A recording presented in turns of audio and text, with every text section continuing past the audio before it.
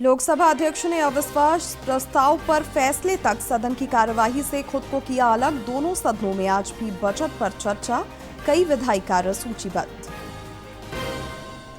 Paperless होगी झारखंड विधानसभा, speaker ने प्रगति का लिया जायजा। मुख्यमंत्री विधान सेवा केंद्र का आज करेंगे उद्घाटन। विधायकों के बीच टैब का भी होगा वितरण। बजट पर वित्त मंत्री राधाकृष्ण किशोर का बड़ा बयान, कहा वित्त और योजना विभाग ने बजट पर अब तक नहीं किया विमर्श। नेता प्रतिपक्ष बोले राज्य में अफसरशाही हावी। और जामताड़ा में पुलिस ने 4 साइबर अपराधियों को किया गिरफ्तार। मोबाइल और फर्जी सिम बरामद। एसपी भी ठगों के निशाने पर।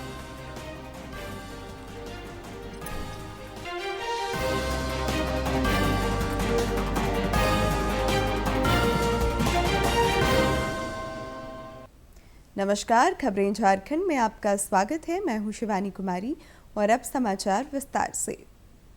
संसद का बजट सत्र चल रहा है। विपक्ष ने लोकसभा अध्यक्ष ओम बिरला के खिलाफ अविश्वास प्रस्ताव लाया है। श्री बिरला ने अविश्वास प्रस्ताव पर फैसला आने तक खुद को सदन की कार्यवाही से अलग कर लिया है।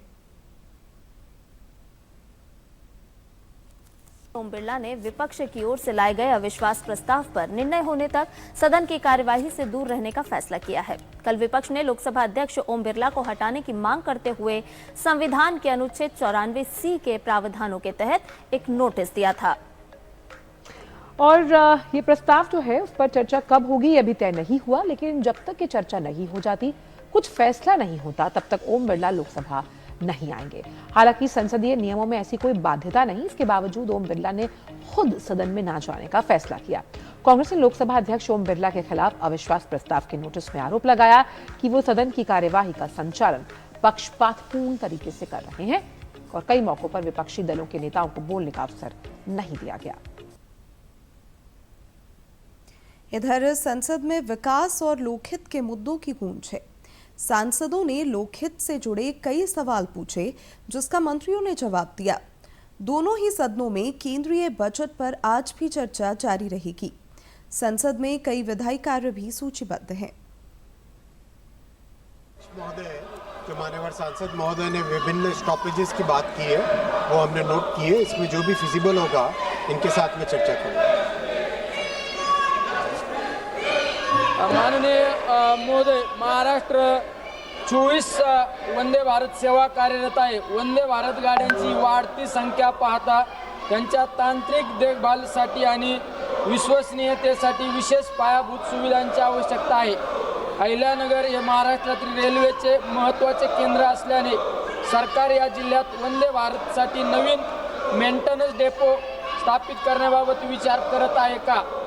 तसेच आपण उत्तराच्या भाग ड मध्ये सांगितल्याप्रमाणे या गाड्यांमध्ये कोल्हापुरी पनीर, मुर्ग कोल्हापुरी आणि कांदा पोहे यासारख्या स्थानिक खाद्यपदार्थ समाविष्ट केले जात आहेत। या खानपान आणि इतर सेवांच्या व्यवस्थापनात महाराष्ट्रातील स्थानिक बचत गट आणि सुशिक्षित बेरोजगार तरुणांना रोजगारात प्राधान्य देण्यासाठी सरकार एखादे विशेष धोरण तयार करेल का? यूपीए सरकार के समय में मात्र 1100 करोड़ रुपए का बजट मिलता था। आज 23,926 करोड़ रुपए का बजट है और करीब करीब 1,50,000 करोड़ से ज़्यादा के प्रोजेक्ट्स महाराष्ट्र में चल रहे हैं। कई नए प्रोजेक्ट्स हाथ में लिए गए हैं जो कि महाराष्ट्र के इंडस्ट्रियल क्षेत्रों को जोड़ते हैं, औद्योगिक नगरियों को जोड़ते हैं। साथ ही साथ जो बड़े एजुकेशन हब बने, जो बड़े टेक्नोलॉजी के हब्स बने, उनको भी जोड़ते हैं। जो पुणे, अहिल्यानगर, इन सब क्षेत्रों के बारे में माननीय सांसद महोदय ने जो आज विषय रखा है, मैं आपके माध्यम से माननीय सांसद महोदय को जानकारी देना चाहूँगा कि पुणे की कैपेसिटी को डबल करने का काम अभी चल रहा है और भी महाराष्ट्र में कई स्टेशंस, कई शहरों के कैपेसिटी को 2 गुना करने का काम अभी चल रहा है और बहुत तेज़ी से उसमें काम चल रहा है और अच्छी प्रोग्रेस है। बहुत डिटेल में जा रहे हैं माननीय अध्यक्ष महोदय। जैसे मान लीजिए नासिक का कुंभ का काम है, तो नासिक के कुंभ में किस तरह से कैपेसिटी बढ़े, लोगों का आना जाना सुगम हो सके, एक एक करके नासिक स्टेशन से पहले 2 स्टेशन, नासिक स्टेशन के बाद में 2 स्टेशन, इन सब पे डिटेल में काम चल रहा है। झारखंड विधानसभा को पेपरलेस बनाने की दिशा में लगातार पहल किए जा रहे हैं। इस दिशा में नेशनल ई विधान एप्लीकेशन के तहत कार्य प्रगति पर है। विधानसभा अध्यक्ष रविंद्रनाथ महतो ने कल कार्यों का जायजा लिया और सेंट्रल हॉल में लगाए गए उपकरणों का निरीक्षण किया। इधर मुख्यमंत्री हेमंत सोरेन आज झारखंड विधानसभा में ई विधान सेवा केंद्र का उद्घाटन करेंगे। इस पहल से विधायी कार्य पेपरलेस होंगे और सदस्य डिजिटल माध्यम से सदन की कार्यवाही में भाग ले सकेंगे। विधानसभा अध्यक्ष रविंद्रनाथ महतो ने बताया कि यह कदम विधानसभा को आधुनिक बनाने और पारदर्शिता बढ़ाने की दिशा में एक बड़ी उपलब्धि है। स्पीकर ने बताया कि प्रशिक्षण के बाद विधायकों को टैब भी दिए जाएंगे। विधानसभा का बजट सत्र 18 फरवरी से शुरू हो रहा है।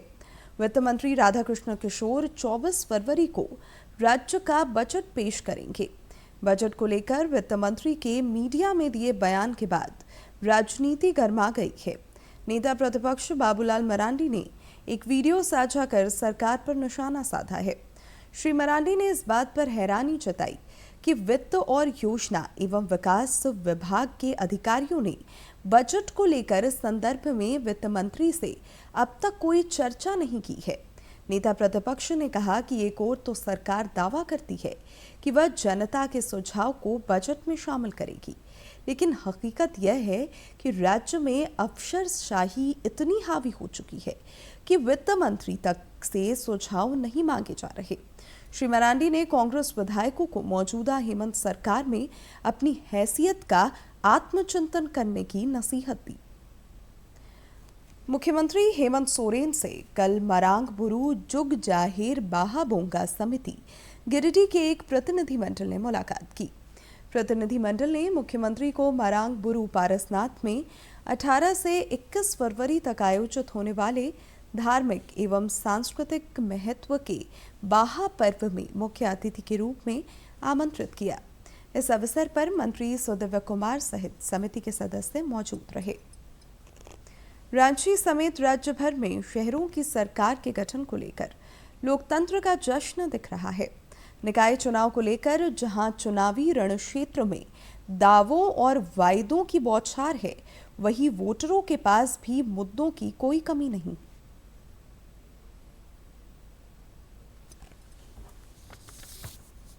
निकाय चुनाव को लेकर रांची में चुनावी रणक्षेत्र की बरसात बिछ चुकी है। विभिन्न वार्डों में पार्षद पद को लेकर कई उम्मीदवार ताल ठोक रहे हैं। वहीं मेयर पद के लिए 11 प्रत्याशियों के बीच मुकाबला होना है। विभिन्न पार्टियों द्वारा समर्थित उम्मीदवार भी रेस है। भाजपा ने रोशनी खलको को अपना समर्थन दिया है, जो जीत को लेकर आशान्वित है। अब अभी बहुत छोटे स्तर पर इसे बताना नहीं है। निश्चित ही इलेक्शन हम लोगों को वापस जब हम लोग आएंगे बोर्ड परिषद की बैठक में, वो उसका पूरा रूपरेखा को स्क्रीन पे नजर आएगा। इधर कांग्रेस समर्थित मेयर पद की उम्मीदवार रमा खलको, जो पहले भी रांची की महापौर रह चुकी है, वोटरों का समर्थन जुटाने की कवायद में जुटी है।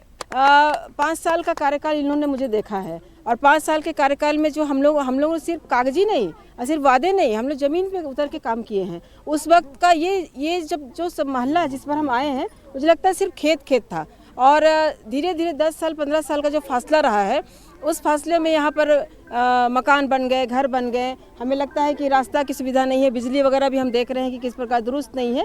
तो ये बिल्कुल इस जगह पे जो बुनियादी सुविधाएं देने का काम है और ये महिला समूह समता के माध्यम से भी हम इस सब चीज़ों को देने का काम करेंगे। खुद अपनी आंखों से देख रहे हैं कि यहाँ पर क्या विकास है, क्या नहीं है, क्या आने वाले समय में हमको विकास करना है। तो आज जो इनका रुझान मिल रहा है और मुझे खुशी है कि आज सभी बहनों का सहयोग मिलेगा, तो हम उस पद पर हम जरूर बैठेंगे और बैठने के बाद इस क्षेत्र का हम विकास, सामूहिक विकास हम करेंगे। निकाय चुनाव के सिलसिले में 23 फरवरी को मतदान होगा, जबकि 27 फरवरी को मतगणना। राज्य निर्वाचन आयोग का निष्पक्ष और शांतिपूर्ण चुनाव पर जोर है। रांची से अवधेश गौतम की रिपोर्ट। जमीन घोटाला मामले में निलंबित आईएएस विनय चौबे के करीबी कारोबारी विनय कुमार सिंह को सुप्रीम कोर्ट से बड़ी राहत मिली है। शीर्ष अदालत ने 2 मामलों में उन्हें नियमित जमानत दे दी है, जबकि एक मामले में पहले से मिली अंतरिम जमानत को बरकरार रखा है। वहीं उनकी पत्नी स्निग्धा सिंह को भी 3 मामलों में दंडात्मक कार्रवाई से अंतरिम संरक्षण दिया गया है। जामताड़ा में साइबर अपराधियों के खिलाफ पुलिस को फिर कामयाबी मिली है। पुलिस ने करमाटांड़ थाना क्षेत्र अंतर्गत डिगवा डी गांव में छापेमारी कर 4 साइबर अपराधियों को गिरफ्तार किया है। पुलिस अधीक्षक राजकुमार मेहता ने बताया कि इन अपराधियों के पास से 7 मोबाइल और 8 फर्जी सिम बरामद किए गए हैं। ये शातिर अपराधी विभिन्न तरीकों से लोगों को ठगा करते थे। श्री मेहता ने बताया कि उन्हें भी इन अपराधियों ने फोन कर ठगने की कोशिश की थी, जिसके बाद पुलिस ने छापेमारी कर इन अपराधियों को दबोचा। और आपको क्या दिक्कत आ रही है सर? इस प्रकार की वर्जन जो है इनके द्वारा बोला जा रहा था। फिर हम लोगों ने इस पर ट्रैकिंग किया है और ट्रैकिंग करने के उपरांत जो है कि इस तरह के जो कहाँ से आ रहे हैं, हम लोगों ने कुछ इनपुट हम लोग कलेक्ट किए और कलेक्ट करने के बाद में पुलिस निरीक्षक अमृत कुमार राम के नेतृत्व में और पुवानी कुंदन कुमार वर्मा के नेतृत्व में जो है हम लोगों ने एक टीम को भेजा था, जिसमें हम लोगों को 4 अपराधी जो है पारटोल डिगवाडी के पास में बांस के झोड़ में जो है ये बिल्कुल रंगे हाथ पकड़े गए हैं। इनके विरुद्ध में न्यायिक हिरासत में इनको भेजा जा रहा है। FIR दर्ज कर ली गई है। कुल मिलाकर के 7 मोबाइल हम लोग को बरामद हुआ है और साथ में 8 सिम कार्ड बरामदगी की गई है। खेती को लाभकारी व्यवसाय बनाने की दिशा में साहिबगंज जिले में लगातार पहल हो रही है। समेकित कृषि प्रणाली के तहत संचालित कृषक पाठशाला के माध्यम से किसानों को आधुनिक कृषि तकनीक, पूरक फसलों और कृषि से जुड़े अन्य कार्यों को अपनाकर आय बढ़ाने का प्रशिक्षण दिया गया। साहिबगंज जिले में किसानों को उन्नत कृषि तकनीक, मिट्टी जांच, पोषक तत्वों के अनुसार उर्वरकों का प्रयोग, जैविक खेती, जैविक खरपतवार और फफूंदनाशी के उपयोग की जानकारी दी जा रही है। इसका उद्देश्य कम लागत से अधिक उत्पादन और आय में वृद्धि करना है। ये जो कृषक पाठशाला है, ये जो बनाया गया है खास तौर पर जो आसपास के जो 7 चयनित गांव होता है इसमें, तो कृषक पाठशाला से जो 7 चयनित गांव है, उस गांव का जो किसानों यहाँ आकर के सारे जो समेकित जो कृषि प्रणाली है उसके बारे में एकदम ट्रेनिंग के साथ डेमोन्स्ट्रेशन उनको दिखाया जाता है। साहिबगंज के जिला कृषि पदाधिकारी प्रमोद एक्कर ने बताया कि कृषि की आधुनिक तकनीक को सीखकर कृषि लागत को कम कर ज्यादा मुनाफा कमा सकते हैं। वहाँ जो हमारा सरकारी परिक्षेत्र है उसमें आप देखेंगे कि समेकित कृषि प्रणाली पर पशुधन एवं कृषि तथा बागवानी, इन तीनों चीज़ों को सम्यक रूप से विकसित किया जा रहा है। वहाँ पर गौ पालन, बकरी पालन, सुकर पालन, बतख एवं मुर्गी पालन का कार्यक्रम चलाया जा रहा है। साथ ही वहाँ के तालाबों में विभिन्न प्रकार की मछलियों का पालन किया जा रहा है। कृषक पाठशाला में मछली पालन, मुर्गी पालन, बतख पालन, गोपालन और चक्रीय कृषि पर विशेष जोर दिया जा रहा है। तालाबों की मेड़ों पर दलहनी, तिलहन, सब्जी और फलों की खेती कर किसानों को प्रायोगिक रूप से प्रशिक्षित किया जा रहा है, जिसे लेकर किसान खासा उत्साहित नजर आ रहे हैं। खेती तो हम लोग सभी करते हैं और इस पर निर्भर भी है, तो कैसे फसल को दुगुना बनाया जाए और उसके गुणवत्ता में सुधार किया जाए, ये चीज़ हम लोग कृषक पाठशाला के द्वारा हम लोग ये लाभान्वित हो रहा है। और हमारे क्षेत्र के किसान पहले से ज़्यादा उन्नत और उनके इंफ्रास्ट्रक्चर जो है वो उसमें काफ़ी सुधार आया है। हम लोग सीखने के लिए आए थे, जिनमें से हम लोग बहुत यहाँ पे बनाना की खेती और नींबू और चीकू और बहुत सारे पम्पकिन के लिए और वाटरमेलन ये सब लाया गया है, जो कि हम लोग के प्रैक्टिकल नॉलेज के लिए बहुत ही अच्छा है। आप देख सकते हैं हमारे जो बगल में G9 वैरायटी के केले जो लगाए गए, ये बहुत ही हाई यील्डिंग होते हैं और इनके एक ब्रांच में कम से कम 35 से 40 किलो केले का उत्पादन होता है। ये 11 से 12 महीने में हार्वेस्ट कर सकते हैं। कृषक पाठशाला न केवल किसानों बल्कि बिरसा कृषि विश्वविद्यालय रांची के छात्रों के लिए भी सीखने का केंद्र बन रही है और साहिबगंज के किसानों के लिए किसी वरदान से कम नहीं है। डीडी न्यूज के लिए साहिबगंज से आनंद कुमार ओझा की रिपोर्ट। राज्य में इन दिनों जैक मैट्रिक और इंटरमीडिएट की वार्षिक परीक्षा चल रही है। निकाय चुनाव को लेकर भी सरगर्मी है। जैक ने विद्यार्थियों की संभावित परेशानियों के मद्देनजर 23 फरवरी को प्रस्तावित इंटर की परीक्षा अब 24 फरवरी को आयोजित करने का निर्णय लिया है। 23 फरवरी को निकाय चुनाव को लेकर वोटिंग होनी है। जैक ने कक्षा 8वीं, 9वीं और 11वीं बोर्ड परीक्षाओं के शेड्यूल में भी संशोधन किया है। 8वीं की परीक्षा 2 मार्च, 9वीं की परीक्षा 6 और 7 मार्च तथा 11वीं की परीक्षा 25 से 28 फरवरी तक आयोजित होगी। राजधानी रांची में इन दिनों जगह जगह अतिक्रमण हटाओ अभियान चलाया जा रहा है, जिसका कई स्थानों पर प्रभावित लोग विरोध भी कर रहे हैं। इधर रांची के रातू रोड कब्रिस्तान के पास दखल दिहानी के विरोध में लोगों ने सड़क जाम कर विरोध जताया।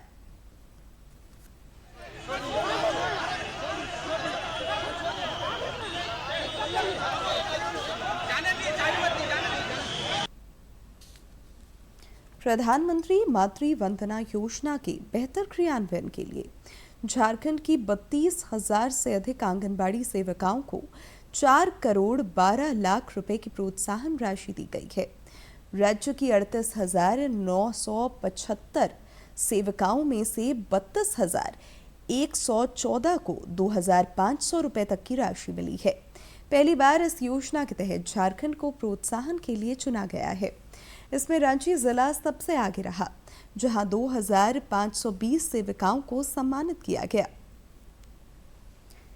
एक्सेलराई जमशेदपुर में निवेश और स्टार्टअप को लेकर समिट का आयोजन हुआ। इस दौरान युवाओं को उद्यमिता के क्षेत्र में आगे बढ़ने के लिए विशेषज्ञों ने प्रेरित किया।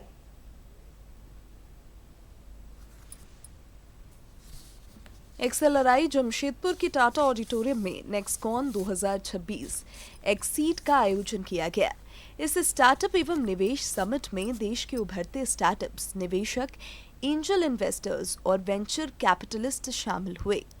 कार्यक्रम का मुख्य आकर्षण रहा लाइव पिच सेशन, जहां स्टार्टअप फाउंडर्स ने अपने बिजनेस मॉडल और योजनाओं को निवेशकों के सामने प्रस्तुत किया।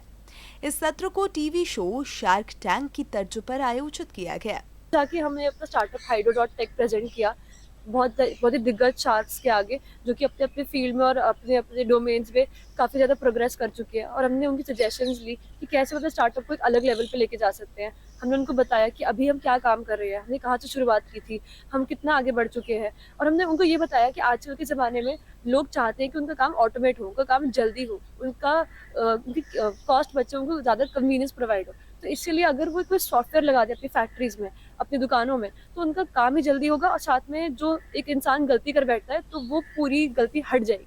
तो हमारा स्टार्टअप एग्जैक्टली यही है। और हमने बाकी स्टार्टअप्स भी देखे, हमें वो भी बहुत अच्छा लगा। यहाँ पे प्रेजेंट करते हैं अपने स्टार्टअप को, अपने आइडिया को रखते हैं शार्क्स के सामने, तो एक काफ़ी अलग पर्सपेक्टिव से वो देख के हमें बताते हैं कि हमें कैसे अपने स्टार्टअप को ग्रो करना चाहिए, कैसे अपने स्टार्टअप पे काम करना चाहिए, किस तरीके से उसको देखना चाहिए।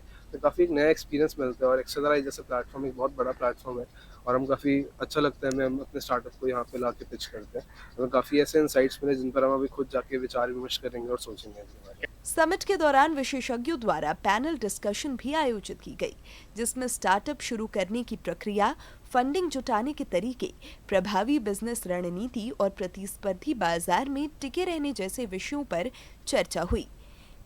करीब 250 प्रतिभागियों ने इस कार्यक्रम में हिस्सा लिया, जिसमें से 5 स्टार्टअप्स को अपने प्रोजेक्ट प्रस्तुत करने का अवसर मिला। और जिस तरीके से आप लोगों ने स्टार्टअप को चुना है, बहुत सारे जगहों से, और सिर्फ कैंपस के अंदर नहीं, कैंपस के बाहर भी, वो सबसे बढ़िया बात है।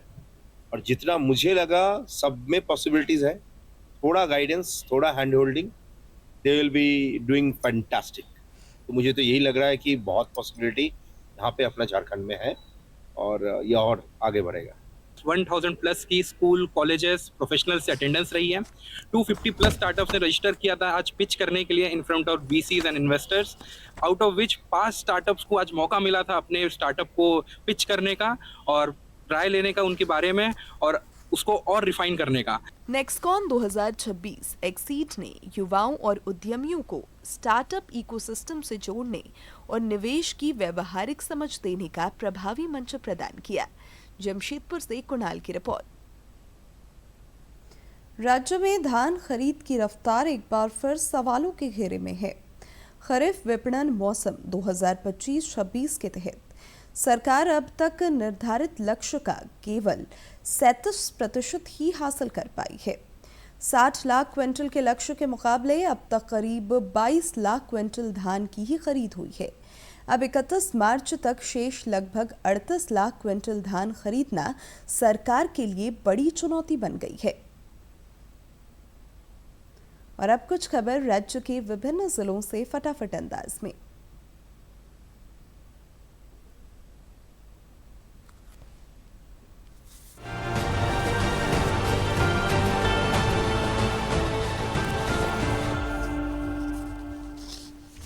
रांची में फाइलेरिया मुक्त झारखंड की दिशा में जिला स्तरीय अभियान शुरू हुआ। उप विकास आयुक्त सौरभ कुमार भुवनिया ने स्वयं दवा सेवन कर अभियान का शुभारंभ किया। 10 से 25 फरवरी तक 4 प्रखंडों में 5.57 लाख लोगों को दवा दी जाएगी। देवघर में महाशिवरात्रि पर निकलने वाली शिव बारात की तैयारी को लेकर उपायुक्त नमन प्रियेश लकड़ा ने रूट लाइन का निरीक्षण किया। सड़कों की मरम्मती, नाला सफाई, बैरिकेडिंग, बिजली तारों की जांच और विभागीय समन्वय के निर्देश दिए ताकि श्रद्धालुओं की सुरक्षा और सुविधा सुनिश्चित हो सके। लोहरदगा में संपूर्णता अभियान 2.0 की शुरुआत हुई। उपायुक्त डॉक्टर ताराचंद ने सभी विभागों को आपसी समन्वय से स्वास्थ्य, शिक्षा, कृषि और आधारभूत संरचना जैसे इंडिकेटर्स पर बेहतर कार्य करने का निर्देश दिया। कार्यक्रम के तहत शपथ और हस्ताक्षर अभियान भी आयोजित हुआ। कोडरमा में आयोजित जनता दरबार में आम नागरिकों ने अपनी समस्याएं रखी। अधिकारियों ने लोगों की शिकायतों को सुनते हुए संबंधित विभागों को शीघ्र समाधान का निर्देश दिया। साथ ही कहा गया कि सभी मामलों का समयबद्ध निष्पादन कर उसकी रिपोर्ट उपायुक्त कार्यालय में प्रस्तुत की जाए। कोडरमा में राष्ट्रीय वेक्टर जनित रोग नियंत्रण कार्यक्रम के तहत फाइलेरिया उन्मूलन अभियान का शुभारंभ हुआ। 10 से 25 फरवरी तक बूथ और घर घर दवा दी जाएगी। प्रशासन ने फाइलेरिया मुक्त कोडरमा के लिए दवा सेवन की अपील की। लातेहार में आयोजित साप्ताहिक जन शिकायत निवारण में शहरी और ग्रामीण क्षेत्रों से आए लोगों की समस्याएं सुनी गई। अधिकारियों को निर्देश दिया गया कि सभी आवेदनों की भौतिक जांच कर शीघ्र समाधान सुनिश्चित करें और शिकायतकर्ताओं को समयबद्ध राहत मिले।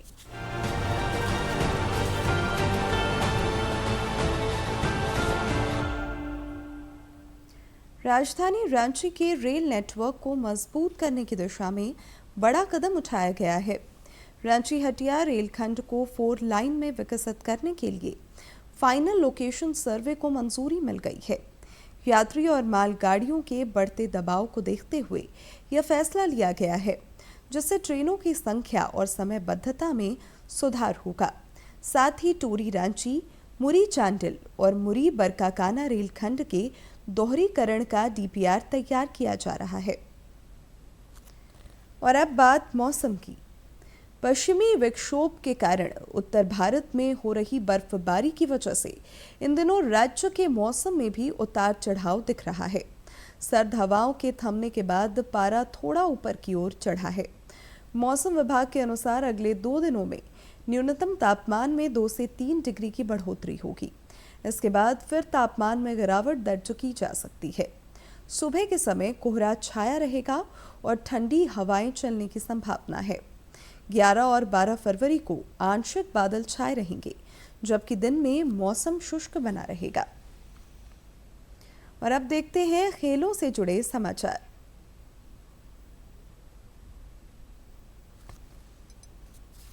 राजधानी दिल्ली के doctor Karni Singh shooting range में चल रही एशियन निशानेबाजी चैंपियनशिप में भारत ने 2 और स्वर्ण पदक जीत लिए हैं। भारत 39 स्वर्ण, 15 रजत और 12 कांस्य पदक के साथ शीर्ष स्थान पर है। T20 वर्ल्ड कप में आज का पहला मुकाबला दक्षिण अफ्रीका बनाम अफगानिस्तान के बीच। ये मुकाबला सुबह 11 बजे से अहमदाबाद के नरेंद्र मोदी स्टेडियम में खेला जाना है। दूसरा मैच ऑस्ट्रेलिया और आयरलैंड टीम के बीच कोलंबो में खेला जाएगा। ऑस्ट्रेलिया टीम आज टूर्नामेंट का अपना पहला मैच खेलने मैदान पर उतरेगी। आज दिन का तीसरा अहम मैच वानखेड़े मैदान पर इंग्लैंड और वेस्टइंडीज के बीच। ग्रुप सी में दोनों टीमें एक मैच जीत चुकी हैं। ऐसे में आज का मैच जीतने वाली टीम पॉइंट्स टेबल के टॉप पर पहुंच जाएंगी। भारत के सलामी बल्लेबाज अभिषेक शर्मा को पेट में इंफेक्शन होने के चलते अस्पताल में भर्ती किया गया है। इसी वजह से नामीबिया के खिलाफ अभ्यास सत्र में अभिषेक ने भाग नहीं लिया।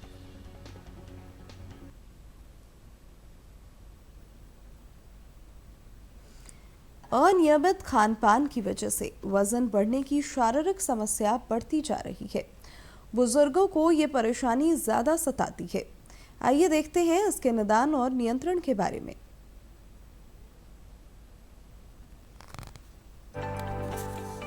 जैसे जैसे उम्र बढ़ती है हमारे शरीर का मेटाबॉलिज्म यानी चयापचय धीमा होने लगता है। खाने की आदतें और जीवन शैली में भी बदलाव आते हैं। ऐसे में यदि लापरवाही की जाए तो ये अधिक वजन या मोटापे का रूप ले सकता है। शारीरिक गतिविधियों में कमी, अधिक कैलोरी युक्त भोजन करना, मेटाबॉलिज्म यानी चयापचय धीमा हो जाना, तनाव, नींद की कमी, इस कारण से धीरे धीरे शरीर में वसा जमा होने लगती है और स्वास्थ्य संबंधित समस्याएं जन्म लेती है। वृद्धावस्था में वजन को कम करने के लिए रनिंग या हाई इंटेंसिटी एक्सरसाइजेस करना संभव नहीं होता, तो आपको बताते हैं कुछ ऐसे सरल आसन जो बढ़ती उम्र में आपके वजन को कम रखने में उपयोगी हो सकते हैं। आयु के साथ कुछ समस्याएं आ जाती हैं, जैसे कि घुटनों का दर्द, जिसके कारण हम जमीन पर नहीं बैठ पाते, जैसे कि कमर में दर्द, जिसके कारण हम पेट को कम करने वाले अभ्यास नहीं कर पाते। पर ऐसे लोग वजन घटाने के लिए क्या करें? उद्यान बंद का अभ्यास, सेम पोजीशन आपको होल्ड करनी है और इस ही पोजीशन में पूरा सांस बाहर छोड़ दीजिए। सांस बाहर छूटा रहेगा, पेट को अंदर कॉन्ट्रैक्ट कर लीजिए। अब हम इन एंड आउट मूवमेंट नहीं ले रहे, सिर्फ पेट को कॉन्ट्रैक्ट करके होल्ड करना है। ये हमारे कोर, हमारे एब्डोमिनल मसल्स को बिल्ड करेगा, हमारा वेट लॉस करेगा, फैट कम करेगा बॉडी से। तो इस स्थिति में बैठना, सांस छोड़ देना।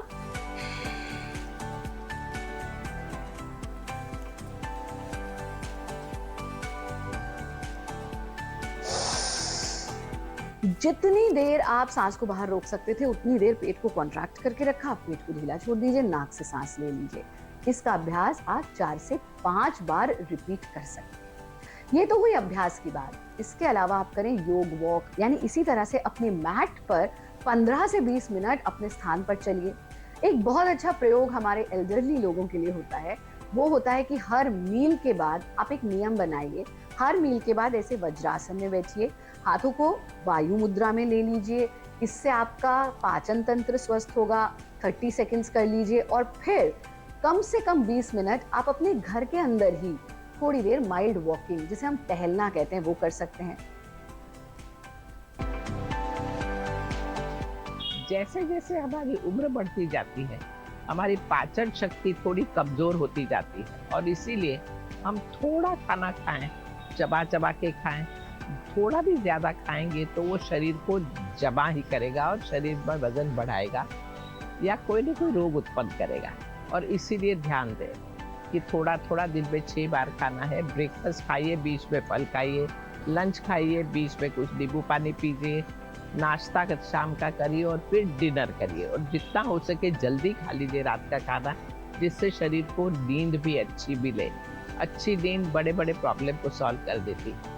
फिर सीनियर सिटीजन को हमेशा एक्टिव रहना चाहिए फिजिकली। चलते फिरते रहो, थोड़ी थोड़ी देर में उठो, एक जगह जमा होके बैठ मत जाओ। टेलीविजन देखने बैठे या मोबाइल पे लग जाते हैं, लंबे समय बैठे रहते हैं, शरीर में अकड़न आ जाती है। और अब अंत में मुख्य समाचार एक बार फिर।